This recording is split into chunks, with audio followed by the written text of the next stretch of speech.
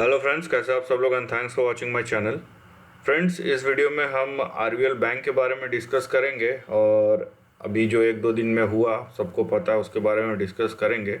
So basically ये एक India today का मेरे को आर्टिकल मिला है और यहाँ पे कि ये स्टॉक गिरा क्यों। ठीक है, बहुत सारे डेवलपमेंट्स हुए हैं जिसके बारे में डिस्कस करेंगे और ओवरऑल प्राइस के बारे में, प्राइस चार्ट के बारे में डिस्कस करेंगे। तो यहाँ पे 20% से ज़्यादा का गिरावट हुआ था आपका एक दो दिन पहले और स्टॉक ने सर्किट लो लगाया था वहाँ पे। तो यहाँ पे हुआ क्या था कि आप यहाँ पे देख सकते हैं कि RBL slumped to hit the lower circuit after a surprise move by the Reserve Bank of India to appoint Chief General Manager Yogesh Dayal as an additional director of RBL Bank for up to 2 years from 24th of December 2021. Now, generally bank एक साल का time देता है अगर आपको, मतलब जो board में बैठा हुआ है सीईओ जो है यहाँ बेसिकली उनको हटाने के लिए। लेकिन एक सडन मूव आया और यहाँ पे एक जनरल मैनेजर को सीधा एडिशनल डायरेक्टर बना दिया गया। तो आरबीआई के हाथ में पूरा अथॉरिटी रहता है, जैसा कि आप प्राइवेट सेक्टर बैंक्स को अगर देखते हैं तो ये एक पहला सिचुएशन था अनसर्टेनिटी का। अचानक से ऐसा हो गया तो भाई क्या बात हो गई यहाँ पे। उसके बाद यहाँ पे the RBI appointed mister Yogesh K Dayal chief general manager as an additional director, और ये 24 दिसंबर 2021 से 23 दिसंबर 2023 तक। उसके बाद वीकेंड में क्या हुआ यहाँ पे देखिए, जो आरबीएल के एमडी एंड सीईओ है विश्ववीर रहूजा, वो अचानक लीव पे चले गए और उनकी लीव भी, मेडिकल लीव भी अप्रूव हो गई and it may be noted, तो जून 2022 तक वो मेडिकल लीव पे में। ठीक है, तो ये एक डेवलपमेंट। और उसके बाद ये सब न्यूज़ जब निकला तो जाहिर सी बात है कॉन्फ्रेंस कॉल भी हुआ और मार्केट में जब अनसर्टेनिटी और र्यूमर्स फैलता, खासकर बैंकिंग स्टॉक को लेके या किसी बैंक शेयर को लेके, तब लोग पहले बेचते हैं उसके बाद सोचते हैं। तो पहले शेयर बेचो, उसके बाद में देखा जाएगा। और साथ ही में उसके बाद आरबीआई भी आई और फिर देखिए कि ब्रोकरेज जो है यहाँ पे सीएलएसए, यहाँ पे ब्रोकरेज टर्न कॉशियस, और सीएलएसए ने अपना जो टारगेट प्राइस है 230 से फिर 200 रुपये कर दिया। उसके बाद आईसीआईसीआई है सिक्योरिटीज़ हैज़ ऑल्सो डाउनग्रेडेड और सेल रेटिंग दिया है एंड इट स्लैश्ड इस target price for the stock bye nearly 28% और आईसीआईसीआई सिक्योरिटीज़ ने 130 रुपये का इसका टारगेट प्राइस दिया है। और उसके बाद क्या हुआ, मोतीलाल ओसवाल ने भी कहा है कि, मोतीलाल ओसवाल फर्म है, उन्होंने कहा है कि जो करेंट डेवलपमेंट है उसके ऊपर वो कंसर्न्स रखते हैं और बैंक का जो ऑपरेटिंग परफॉर्मेंस है, जो उनका मेन बिजनेस है, उसके सस्टेनेबिलिटी में भी उनको सवाल आता है। ठीक है, तो यहाँ पे बहुत सारे अचानक से आपको चीज़ें दिखाई देगी। अब एक बात याद रखिए, बैंक का बिजनेस भरोसे का बिजनेस होता है और जैसे हम बैंक या शेयर बाज़ार ऐसा चीज़ है, फाइनेंशियल सेक्टर ऐसा चीज़ है जहां हम पैसे के बदले में पैसा कमाते हैं, गुड्स एंड सर्विसेज के बदले में नहीं, ये याद रखिए।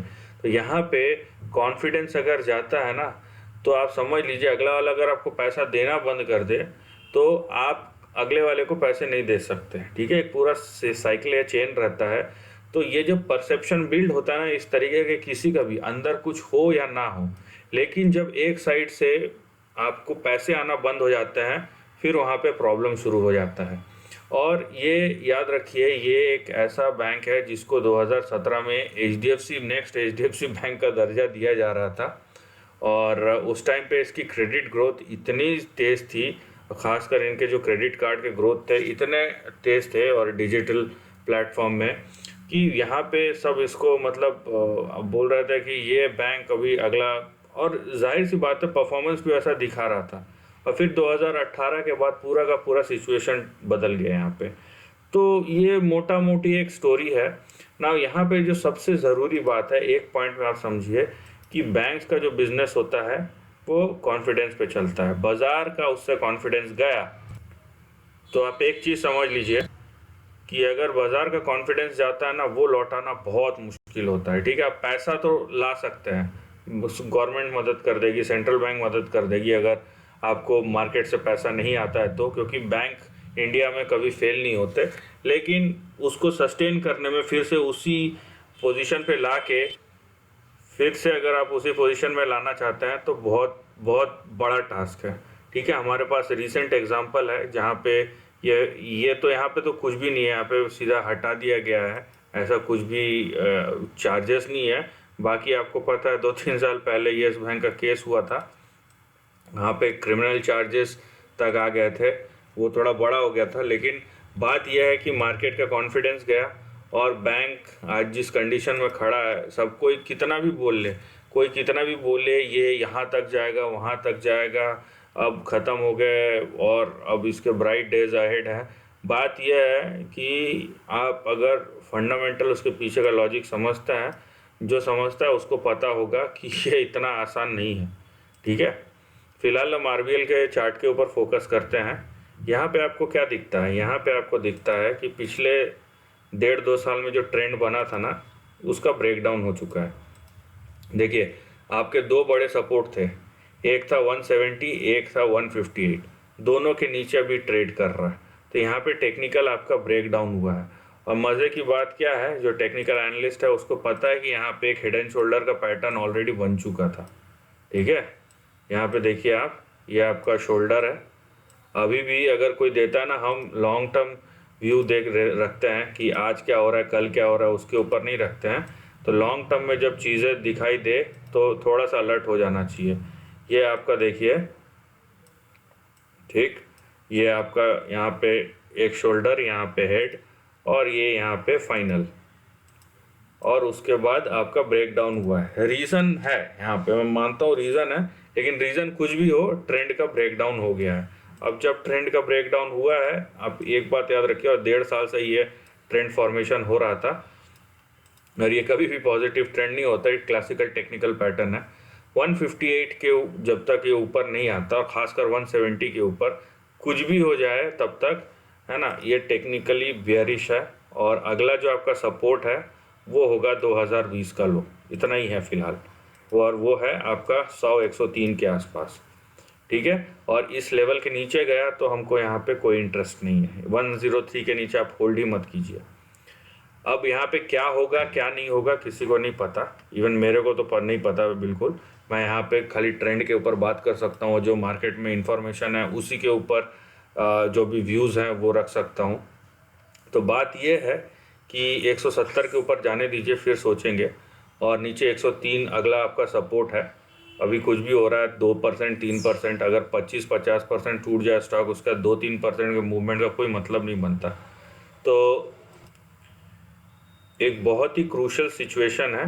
और यस, यहाँ पे स्टॉप लॉस लगा के चलिए। और फिलहाल ऊपर का टारगेट में आप बोलूँ तो 170 के ऊपर आपका 230 भी है, और फिर 250, 270 भी है। ठीक है, लेकिन यहाँ पे ट्रेंड कुछ और ही इंडिकेट कर रहा है। और एक बात याद रखिए, एक गलत न्यूज़ इतना ज़ोर से शॉर्टिंग होगा ना, इसमें जो ट्रेडर्स है वो इतने तरीके से एक्टिव हो जाएंगे, और जो अभी तक होल्ड किए हुए हैं वो अगर एक बार पैसा निकालना शुरू कर दे, क्योंकि हमको कुछ नहीं पता है। यहाँ पे बात ये नहीं है कि कौन आके क्या क्लैरिफिकेशन दे रहा है, बात ये है कि फाइनेंशियल सेक्टर एक बहुत ही, तो आप बोलिए कि प्राइम ग्रुप जिसको बोलते हैं ना, बहुत ही जाना माना, या जिस पे हमको भरोसा होता है। ठीक है, उस सेक्टर में कुछ भी हो जाए बहुत बड़ा प्रॉब्लम है। और जहाँ धुआं होता है वहाँ आग है कि नहीं है पता नहीं, लेकिन जहाँ यहाँ पे आग दिख रहा है ना, तो धुआं कहीं ना कहीं होगा। इसीलिए अचानक से ये सब चीज़ें हुई हैं। जो भी हुई है, मार्केट अनसर्टिनिटी दिखाया है, अभी थोड़ा सा रिकवर करने की कोशिश कर रहा है, और नहीं कर पाया तो फिर से आप यहाँ पे फॉल के लिए तैयार हो जाइए। और ये एक रिस्की जोन बनता है। और यहाँ पे ओवर स्मार्टनेस तो मत दिखाइए, आपको दिखाना है ना, बहुत सारे अच्छे अच्छे स्टॉक हैं, वहाँ पे जाइए। फिलहाल मैं कोई रिकमेंडेशन सजेशन दे नहीं रहा हूँ, मैं खाली ट्रेंड पे बात कर रहा हूँ, राइट।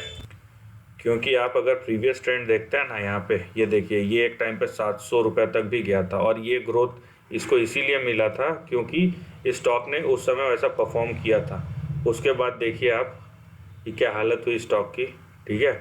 और ये एक्सपैंड होते होते होते होते नीचे गया, नीचे जाके ऊपर आया, ऊपर जाके नीचे गया, सब कुछ हो गया यहाँ पे, ठीक है। ये आपका प्रीवियस ट्रेंड था, और उसके बाद जब इसके नीचे ब्रेक डाउन हुआ तो तेज़ी से हुआ, रिकवरी करने का कोशिश किया तो अभी और फ्रेश इश्यूज शुरू हो गए। तो आई थिंक कि मैंने सिचुएशन यहाँ पे आपको समझाने में, जो भी मेरे थॉट्स थे वो शेयर करने में कामयाब हुआ हूँ, let's see.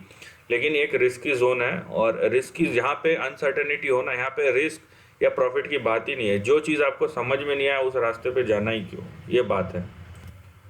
So this is the end of the video पसंद आया तो लाइक और शेयर कीजिए, थॉट्स कमेंट सेक्शन में लिख के बताइए, और ऐसे नए कंटेंट के लिए चैनल को प्लीज़ सब्सक्राइब कीजिए। Lastly, take care for family and friends.